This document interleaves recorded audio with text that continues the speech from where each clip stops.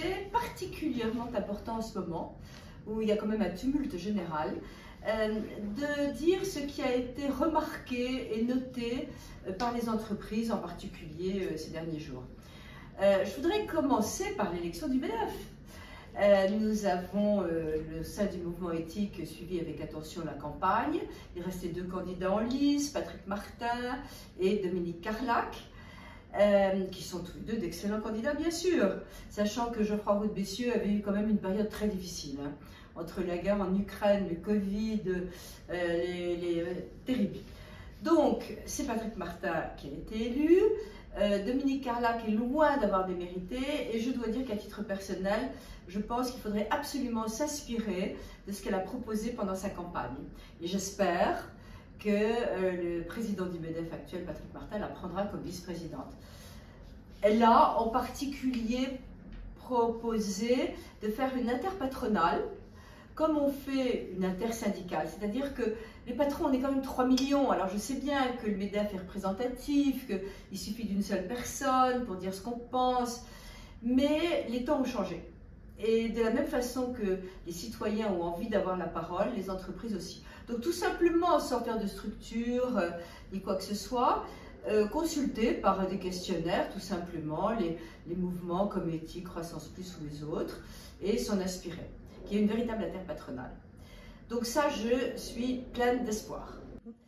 Comment ne pas parler de la loi Industrie verte? D'abord, je vais vous rassurer, je l'ai lu, je me suis fait assister et j'ai quasi rien compris. C'est un boulgui-boulga.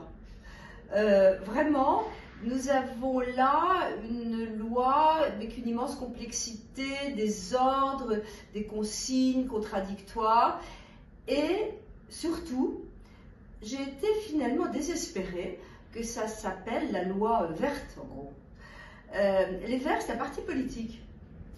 Ce sont des gens qui ont des convictions, qui sont avant tout anticapitalistes, qui sont avant tout un peu woke, qui ont des tendances marquées sociétales et qui sont des intégristes. Donc, je pense que j'assume quand je dis ça, je n'engage que moi, mais j'assume. Je pense que prendre le terme vert, c'est déjà donner des billes pour faire critiquer ce que le gouvernement essaie de faire passer. En communication, c'est incompréhensible. Pourquoi prendre pour une loi le nom du parti qui vous est absolument hostile et qui n'acceptera rien de ce que vous proposez? Donc c'est déjà une très grossière erreur. Alors bien sûr que nous voulons une transition écologique forte. Bien sûr que nous voulons sauver la planète, les bébés phoques, les oursons qui sont désespérés sur des glaçons qui fondent. Enfin, je ricane un peu, mais c'est vrai que le réchauffement planétaire est inquiétant, mais qu'il va falloir arrêter de paniquer les gens. Il faut agir raisonnablement. Il ne faut pas penser qu'en n'allant pas voir sa grande tante et en refusant de prendre l'avion, on va sauver la planète plus vite. C'est le monde entier qui est concerné. Chaque entreprise est en train de réfléchir à ce qui pourrait être mieux, ce qu'elle pourrait fabriquer de façon plus saine, j'ai presque envie de dire de plus saine. Une fabrication qui correspond aux normes, qui correspond d'ailleurs à pas mal de choses que souhaite le gouvernement dans cette loi. J'ai beaucoup de mal à comprendre comment on change le monde à travers des lois, mais c'est possible. Et sachez que, en plus pour les entreprises, être écolo, c'est la garantie du succès. Tout le monde le veut. Donc tout le monde est en train de se transformer. Le monde se transforme en ce moment. Il faut encore là demander à ceux qui savent comment on fait.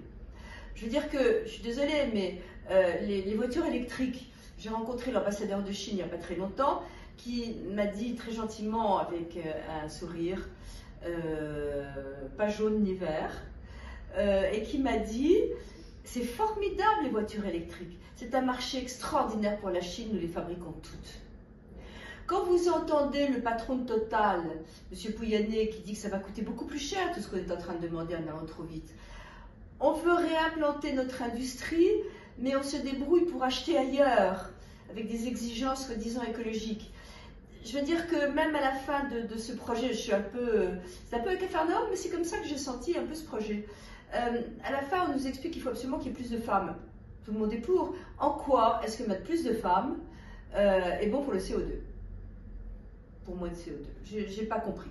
Donc bon, je suis caricaturale, il faut le prendre comme ça, mais tant qu'on ne va pas simplifier, être extrêmement clair, donner des consignes auxquelles tout le monde adhère, dans lesquelles les jeunes se retrouvent, quand on va arrêter de se faire tout dicter par des gens qui croient avoir raison contre certains scientifiques, on n'y arrivera pas.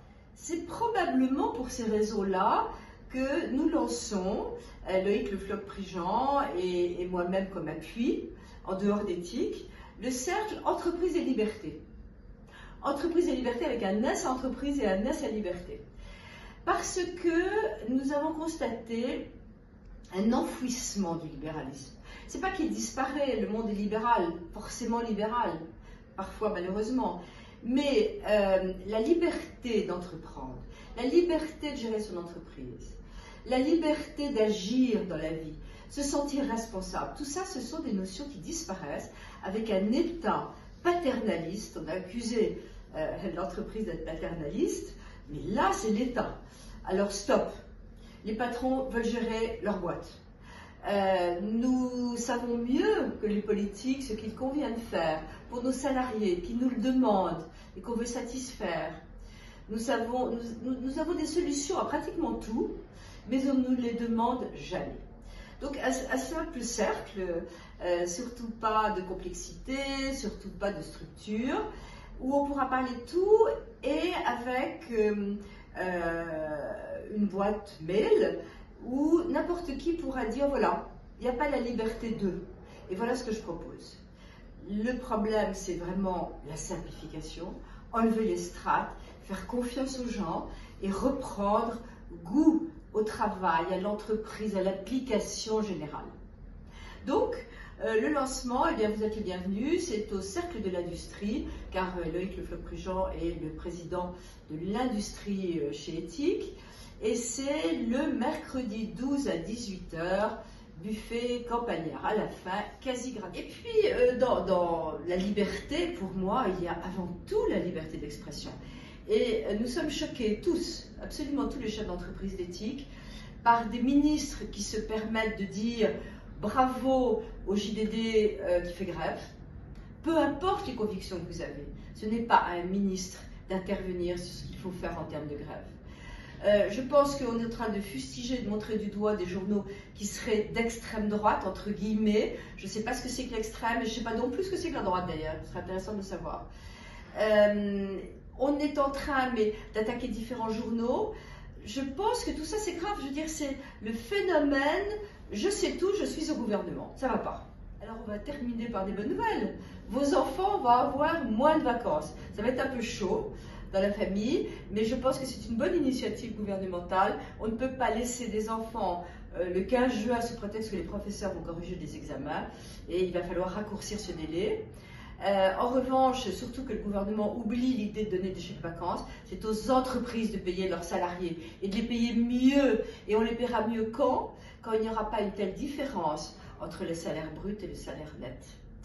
Alors voilà, vous avez le droit de réfléchir, de lire, peut-être même juste de travailler pendant les vacances si vous aimez ça. Bonnes vacances!